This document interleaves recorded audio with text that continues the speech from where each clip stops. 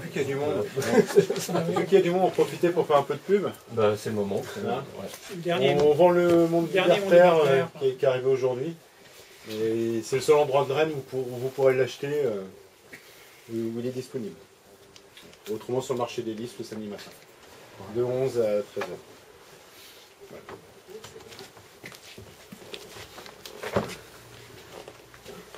Bah, je sais pas si quelqu'un veut faire l'introduction. C'est le bordel. Tu veux dire quelques mots avant? Bah ça y est, c'est fait. Je suis le vendeur du Monde Libertaire. J'ai des parts sociales. Non, merci à tout le monde d'être venu. Donc on est le groupe La Sociale adhérent de la Fédération anarchiste, ou fédéré à la Fédération anarchiste, on n'est pas adhérent de façon institutionnelle. Et donc on a souhaité inviter Isabelle ce soir suite à différentes expressions et aussi on voulait discuter sur sa vision de l'éco-anarchisme. Et voilà. Après je ne peux pas trop en dire parce que c'est vrai qu'on va échanger de façon très brève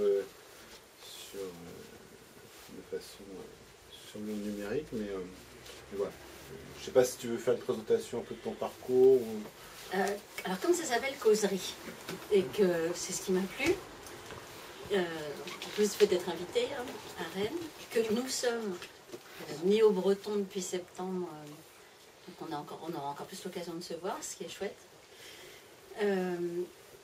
Oui, c'est une causerie, donc le but c'est qu'on cause tous, et que ça ne soit pas, surtout pas un long monologue d'une ex-députée écolo, surtout pas.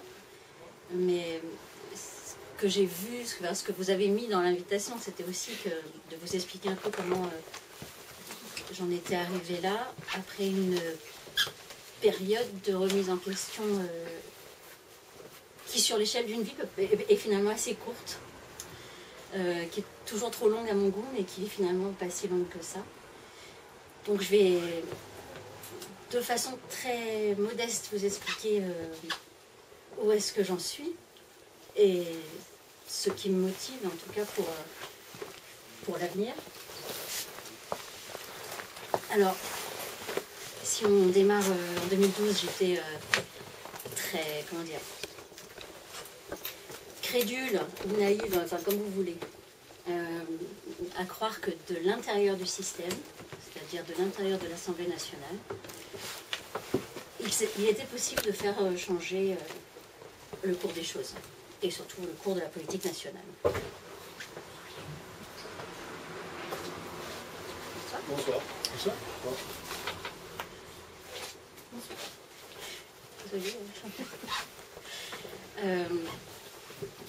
Tout en étant bien convaincu que c'est pas François Hollande qui allait être le premier écolo de la planète, mais en imaginant, très certainement, assez naïvement, que un groupe écologiste à l'Assemblée pouvait verdir la politique des socialistes. Bon, alors j'ai assez vite compris que c'était pas possible et que ça ne le serait absolument pas au bout de quelques mois. J'avais été bercée, on va dire, dans mon enfance par mon père qui était vendeur sur le campus d'Orléans de la gueule ouverte et des autocollants nucléaire non merci. Donc ça, c'était quand j'avais 9 ans. Et de tous les combats antinucléaires de la vallée de la Loire, Pierre-en-Burly, Saint-Laurent-des-Eaux, etc. Donc ça, c'est le terreau. Après, je suis partie en Suède pas mal d'années. Ça a eu une influence certaine sur ma vision de la politique. Et puis de retour en France, je me suis débarrassée de certaines choses. Entre autres, j'ai divorcé, mes enfants étaient assez grands et j'avais soutenu une thèse d'archéozoologie. Et donc je me disais que j'étais prête enfin tranquille, plus pour militer que simplement prête, quoi. Militer dans le seul parti que finalement j'avais connu depuis des années, qui était les Verts. Donc là, je rappelle, on est effectivement 2011, hein, ça fait quelque temps déjà. Et je me disais qu'effectivement, pourquoi pas. alors je me suis pas présentée pour être députée. En fait, je me suis présentée aux législatives pour m'exercer. Ça, c'est important.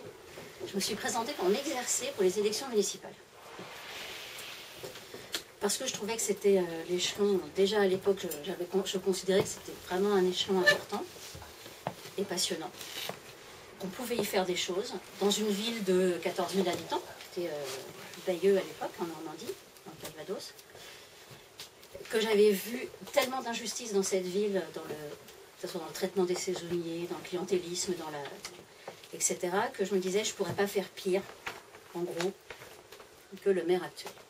D'ailleurs, s'il voit cette vidéo, je le sais. Parce qu'il est toujours maire. Comme quoi. Ça peut changer. Ouais. Guerre d'espoir. Mais, bref, on peut toujours croire au miracle. J'étais donc prête pour à me dire, il faut faire parler de l'écologie, il faut que ce soit des thèmes qui soient vraiment, vraiment dans le débat public.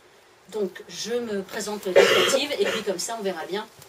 Et pour les municipales d'après, ça sera encore mieux. Bon. Entre-temps, il y a un accord PS Europe Écologie Les Verts, pour lequel j'étais contre. Je me retrouve dans une circonscription, finalement, qui est offerte. Alors, je mets des énormes guillemets aux écologistes, dans le cadre d'un accord. Je précise pourquoi il y a eu un accord. C'était pour qu'il y ait le moins possible de députés Front National. Donc les écologistes, en gros, ne présentaient pas de candidats dans 90 circonscriptions, et dans 60 circonscriptions, les socialistes ne présentaient personne face aux écologistes. En gros, ils nous ont donné pas mal de circos ingagnables, donnés avec de gros guillemets, et la mienne en particulier, puisque ma secrétaire régionale de l'époque avait dit dans la presse que pour gagner à Bayeux, il fallait un tsunami. Donc sa secrétaire régionale, c'était plein d'optimisme. Donc, bizarrement, je gagne. Et bonsoir. Et je me retrouve donc députée de la circonscription, la 5e du Calvados, bien fermement, avec la ferme intention de faire passer les messages d'écologie dans une circo qui ne l'était pas. Pas écolo. Ni de gauche, d'ailleurs, il faut préciser. C'était du centre droit et du centre gauche qui aujourd'hui, on le sait bien, est devenu la Macronie. Au bout de plusieurs mois, je vais vous la faire courte, je me suis bien rendu compte donc qu'il n'y avait pas grand chose à faire. Que pour excuser nos... comment dire, pour trouver une excuse au fait qu'on n'avait aucun impact sur la politique de François Hollande dès 2012, on trouvait une formule très simple qui était la politique des petits pas. On le connaît certainement. Donc c'est pas grave si on change pas, si on fait pas la révolution, du moment qu'on fait bouger un petit machin sur un truc, et puis qu'on supprime, si on baisse de 2 ans à 3 ans par exemple, la date où on rentre contre le glyphosate, enfin ce genre de petits détails qui en fait pour le grand public est égal à 0 et qui pour nous nous faisait passer pour des gens importants. Au fur et à mesure des lois, je m'aperçois quand même assez vite que on est dans un parti, dans une majorité à droite, même si elle s'appelle socialiste. Et voyant l'inaction des écologistes à l'époque, j'ai quitté le parti en décembre 2013 en imaginant qu'avec Nouvelle Donne, on allait faire beaucoup mieux. En particulier en termes d'horizontalité à l'intérieur d'un parti politique, c'est-à-dire en imaginant que on allait faire de la vraie démocratie horizontale à l'intérieur du parti, qu'il y aurait moins de hiérarchie, et que surtout on mettrait la priorité de fonctionnement démocratique à tous les échelons comme priorité de fonctionnement au niveau du parti. Bon, là aussi, je me suis rendu compte assez vite, comme beaucoup d'autres, que c'était pas du tout l'objectif de Nouvelle Donne, qui était... Alors je ne sais pas s'il y a des gens de Nouvelle Donne dans la salle, qui y ont été. Ça arrive à tout le monde, il y en a des gens bien. L'objectif était plutôt que Pierre Larouturou devienne député européen plutôt qu'autre chose. Donc après cette expérience-là, parce que je me disais, il faut quand même essayer quelque chose. Je ne peux pas juste quitter les écologistes et puis quitter les Verts sans rien essayer. Bon, après, je me suis dit, il faut tourner la page du parti politique. Ça a été la première action assez radicale. Et puis, mon compagnon ici présent m'ayant offert un petit livre de la collection des précurseurs de la décroissance sur Murray Bookchin. Ça date de 2016. J'ai commencé à réfléchir et à remettre en question finalement à peu près tout. Donc, il faut quand même savoir qu'il y a pas mal d'historiens dans cette salle certainement, mais quand on est historienne et qu'on se dit qu'il faut tout déconstruire, ce qu'on a pu apprendre, quand on est élu et qu'on réalise qu'en fait ça ne servait à rien, ça fait beaucoup. Et même quand je me suis représentée, parce que j'avais dit que je ferais 2 mandats maximum, bon, bah, autant se présenter pour le 2e. Déjà, je me disais que c'était pas forcément pour faire bouger quoi que ce soit en termes de politique nationale, mais pour faire des expériences de démocratie participative, de démocratie directe, aller plus loin de ce que j'avais pu faire dans le premier mandat, sur des textes de loi en faisant participer tout le monde. Dans le premier mandat, j'avais mis en place des jurys tirés au sort pour distribuer la réserve parlementaire, donc ça n'existe plus aujourd'hui, mais c'était 130 000 € que chaque député et sénateur avait et devait distribuer comme subvention à des communes, des collectivités en tout genre ou bien à des associations. Donc, comme il était hors de question que ce soit moi toute seule qui décide de l'attribution d'une somme d'argent public, j'avais mis en place ce jury tiré au sort chaque année. Et je trouvais que c'était vraiment une expérience fantastique. C'était pas moi qui le disais, c'était ceux qui en faisaient partie. Et j'avais vraiment envie d'aller plus loin, tout en ayant conscience en même temps. Enfin, c'était ça, finalement, c'est un énorme dilemme. Hein. C'est peut-être un petit peu difficile à expliquer, ou j'espère que vous le comprendrez en tout cas. De réaliser à quel point il y a une inefficacité ou une inutilité à être élu au niveau national, tout en se disant qu'on peut faire quand même des choses sur un territoire, plus, pas comme élu, mais comme presque animatrice de territoire. Passeur de parole, organiser des débats, enfin, faire en sorte que les gens s'impliquent, etc. Et envie de s'impliquer, que les gens s'impliquent. Bref, déjà en 2017, donc énormément de tiraillements sur quelle est la meilleure voie finalement pour changer la société et changer le monde, parce qu'autant y aller carrément. Et puis, après la défaite, où j'avais quand même réussi à être la seule circonscription de France à faire sur le papier une union de toute la gauche, du Parti Pirate au Parti Socialiste. Je dis bien sur le papier, hein. Nous mettrons de grands guillemets. Mais à la rigueur, c'est déjà ça. C'était déjà pas mal. Sauf que sur une cirque de droite, une union de la gauche, ça pèse pas l'eau. Ce qui m'a obligée aussi à me remettre en question, certainement encore plus rapidement, et à me dire, finalement, c'était peut-être pas une opportunité, mais presque, de ne pas être élu. Et d'où une déconstruction rapide, mais forte, de tout ce que j'avais pu apprendre jusqu'à présent, à la fois sur la construction sociale, la construction économique de notre pays et ailleurs dans le monde, et une refabrique ou une reconscientisation de ce qu'on pourrait avoir comme société si on reprenait tout à la base. C'est en combien? En 18 mois. Du coup, les choses me paraissent beaucoup plus logiques aujourd'hui. C'est-à-dire que je me... comment dire? C'est intimidant cette taille de salle. Hein. C'est pas l'assemblée, mais... J'ai l'impression d'être dans votre salon et de faire des confidences, mais... ajouter à ça, finalement, une réflexion qui est venue s'ajouter, qui est celle de l'effondrement.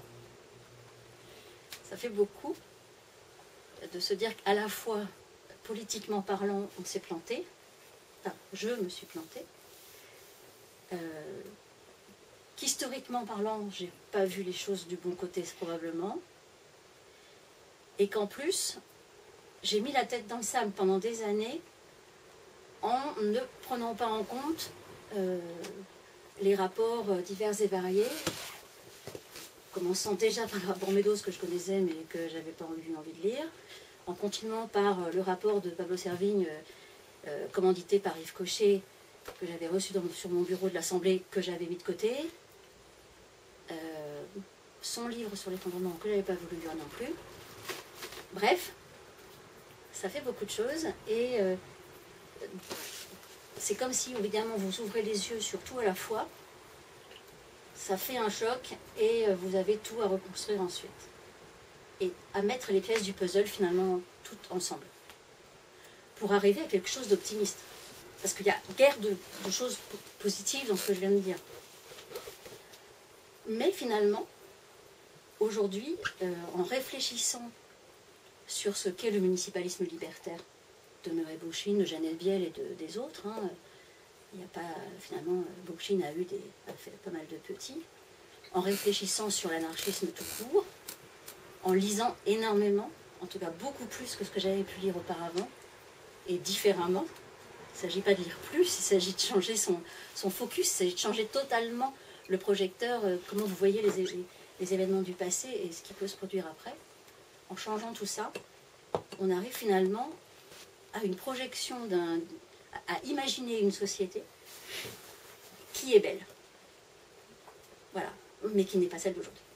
En tout cas, pas, ni dans son fonctionnement, ni dans ses centres d'intérêt, parce que aujourd'hui, j'ai des gros cas de conscience finalement à aller manifester pour augmenter le pouvoir d'achat ou à faire en sorte qu'on ait tous un SUV, quoi. Enfin, c'est juste pas possible. Soit on essaye on réfléchit à vivre avec une sobriété. Je ne parle pas de celle de Pierre Rabhi, je parle bien de celle de Bookchin. Une société où l'humain est prioritaire, où les limites de notre planète, on en est bien conscient et on fait tout pour respecter la nature qui n'a pas demandé, qui n'a surtout pas souhaité qu'on l'extermine. Ne pas voir toute la biodiversité comme uniquement des ressources pour notre espèce, mais bien comme tout faisant partie d'un écosystème. Quand on replace effectivement toutes ces valeurs et toute cette façon de voir les choses, on ne peut évidemment plus voir différemment. Et un exemple également en économie, j'ai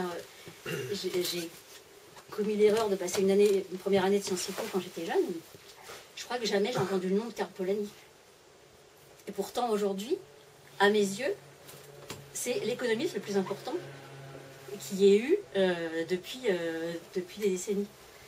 Bon, même s'il est mort, mais il n'empêche que son nom n'avait jamais été prononcé. Mais Bookchin l'admirait. On admirait d'autres. Mais je ne sais pas si... Est-ce que je continue? Après, par rapport aux priorités et à l'éco-anarchisme, il y a un triptyque qui est quand même le fondamental, qui est écologie, féminisme et l'anarchie. Et ces trois choses-là, ces trois puissances-là, pour moi, sont complètement indissociables et représentent finalement la seule façon de s'en sortir à l'avenir.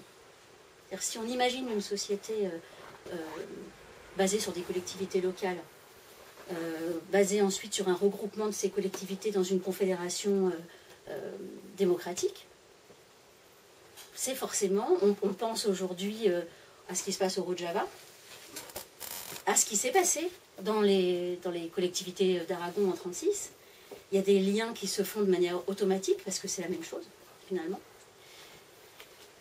Et ça donne une vraie bouffée d'espoir par rapport à la morosité, ou par rapport à à l'aspect catastrophique de la collapsologie, etc.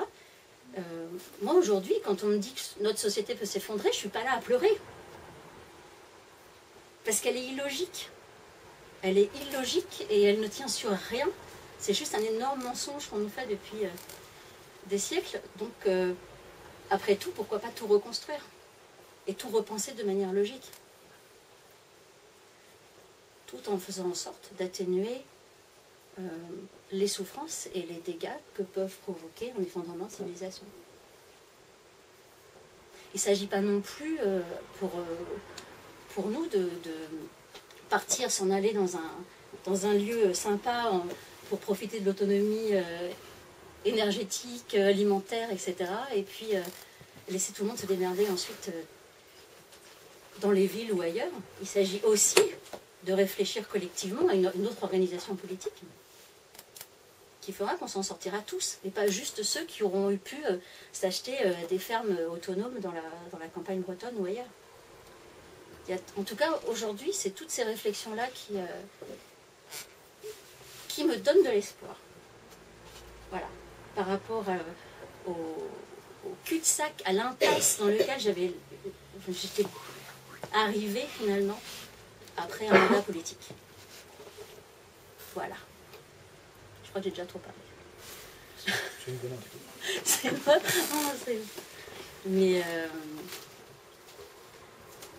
vraiment, je suis une néophyte anarchiste, mais aujourd'hui, ça représente pour moi la seule voie d'organisation possible, la seule qui vaille la peine de se battre, et la seule qui soit concrète. Voilà. Mais pas sans le féminisme, et pas sans l'écologie, évidemment. Je pense qu'aujourd'hui, c'est quand même... Enfin, on a eu une discussion tout à l'heure, je ne sais pas si Jean-Pierre... Là. Je ne sais même pas si on devrait dire éco-anarchiste, en fait. C'est Voltairine de Cleyre qui disait « je suis anarchiste sans adjectif ». Bah ouais. Est-ce qu'on a besoin de mettre des adjectifs? Est-ce qu'on a besoin de dire « je suis anarchiste ceci ou cela » ou « anarcho-machin » Non, parce que pour moi, c'est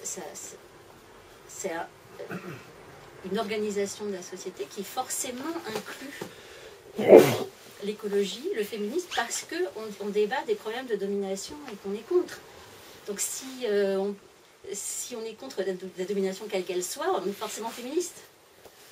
On est forcément écologiste. Donc peut-être que c'est un sujet de débat entre nous, certainement. Mais en tout cas, aujourd'hui, ça heurterait profondément ma logique si il fallait expliquer ou justifier pourquoi ou bien mettre des adjectifs à l'anarchie. Voilà. Je voudrais juste d'abord saluer la sincérité du propos, parce que je pense que la remise en cause de ses propres convictions est la chose la plus difficile à faire. Merci. C'est un peu la courbe du deuil. Hein,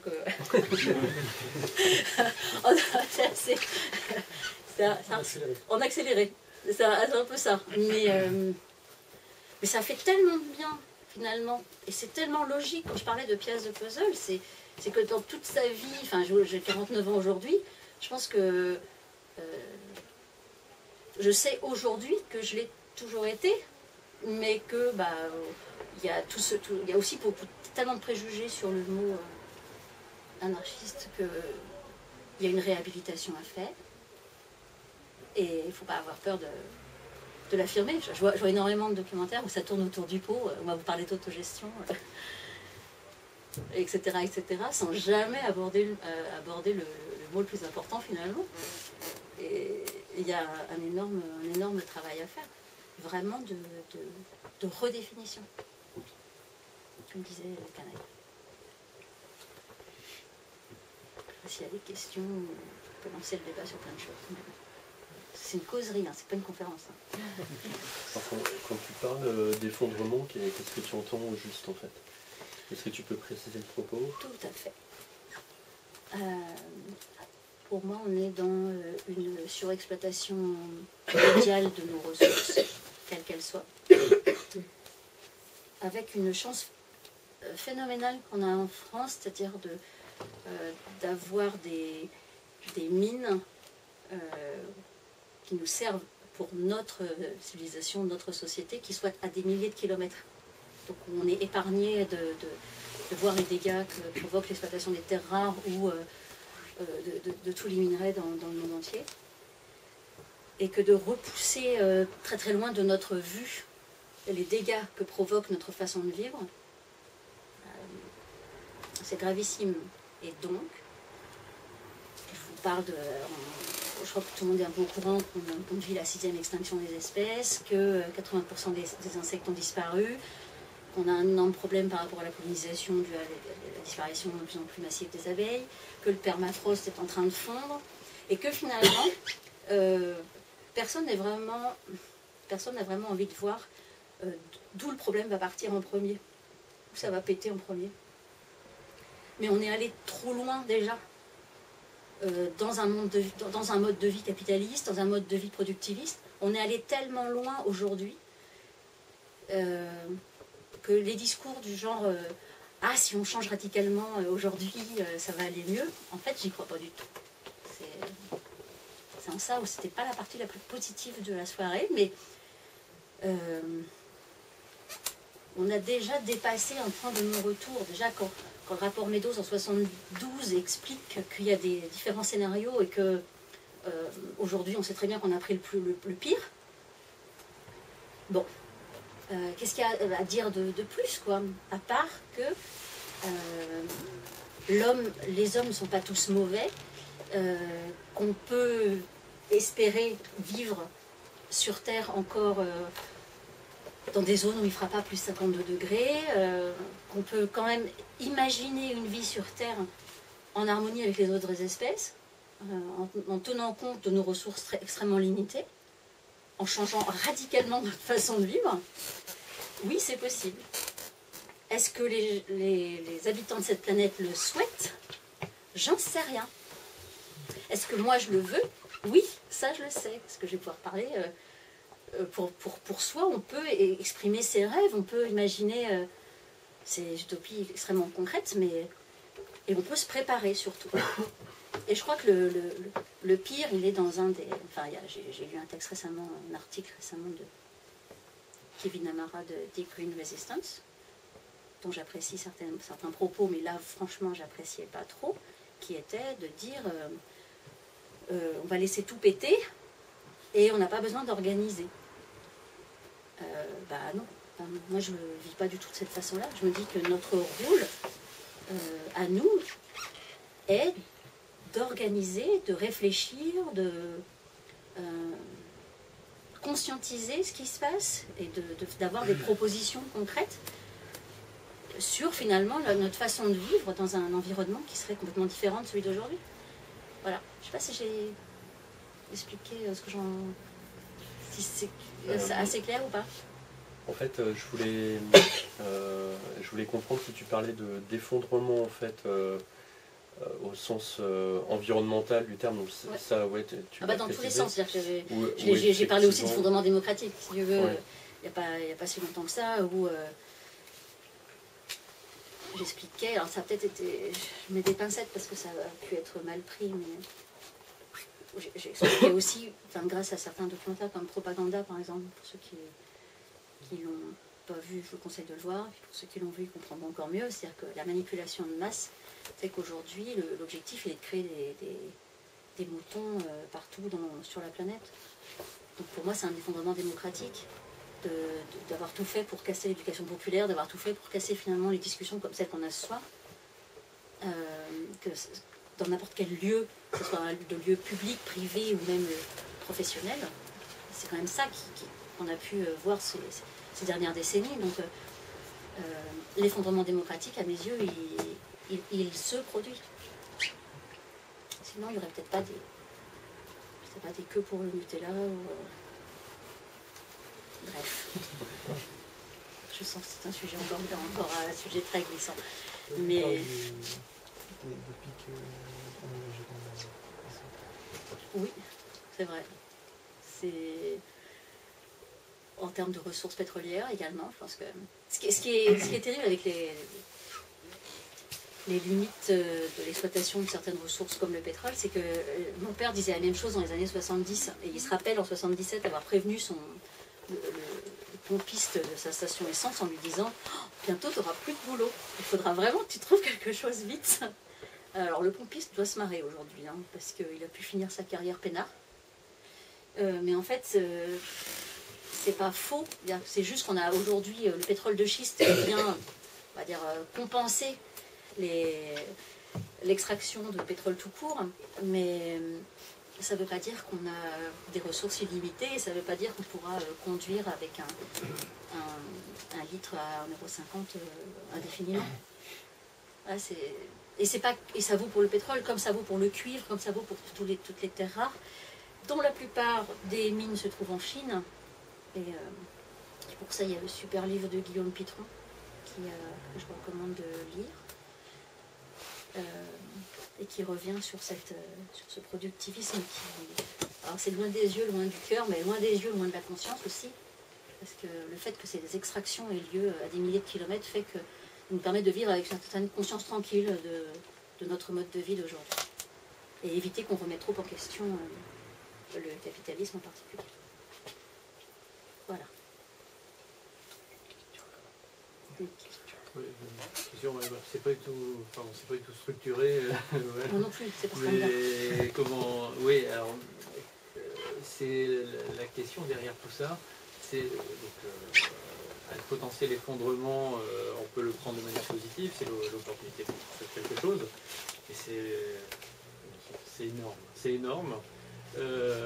Comment. Je ne suis pas pessimiste. Hein. Par contre, je vais être honnête. Dans les petites choses que j'essaie de faire aujourd'hui, je dois gérer aussi une part de peur. Hein, parce que je rencontre de plus en plus parmi des gens qui prennent conscience de certaines choses. Donc, bon, en ce qui me concerne, la peur n'a pas pris tout l'espace. Je la gère, c'est un moteur. Mais en même temps, je me rends compte sur des petites choses. Il y a une quinzaine d'années, j'ai découvert l'action non violente. J'ai entendu parler de la non-violence active, donc la non-violence sous l'angle politique. J'ai rapidement pris conscience que il y avait un pan transformation personnelle à ça. J'ai attendu 15 ans avant de faire une première formation autour de ça. Voilà, donc je suis sensible à ces sujets. Moi-même, j'ai mis 15 ans pour une petite chose comme ça. Comment je fais avec le reste de mes concitoyens, quoi. Et je fais des choses, des petites choses, hein, mais voilà, c'est ça qui me fait. J'essaie d'avancer avec les autres, mais quand je vois tout ce qu'il y a à faire, c'est monstrueux. Je pense que, je ne sais pas quelle est la moyenne d'âge dans cette petite salle ce soir, mais j'ai tendance à essayer de regarder un petit peu ce qui se passe chez les plus jeunes.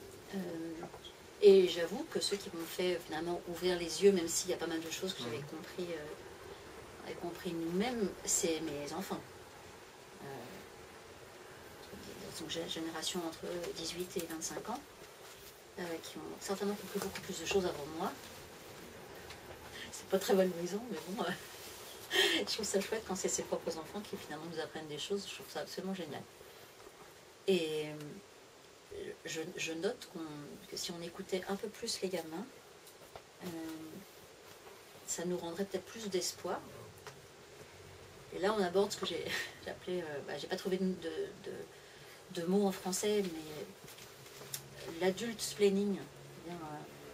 C'est pas l'agisme, hein, c'est pas une discrimination par rapport à l'âge, mais c'est vraiment le fait que les adultes prennent la parole à la place des gamins.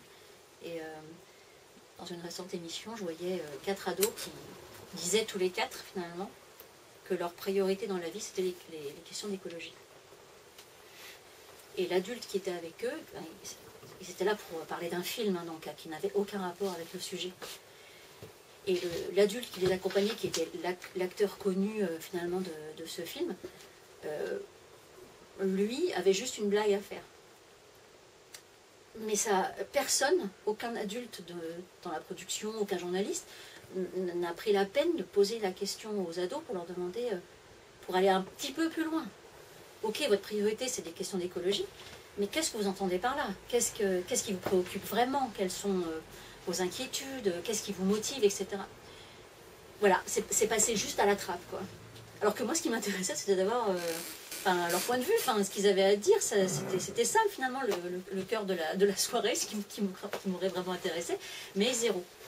Donc je crois que je fais confiance aux jeunes pour, comment dire, faire la courbe du deuil ou prendre conscience de pas mal de choses plus rapidement que nous. Je crois que plus on avance effectivement dans les années,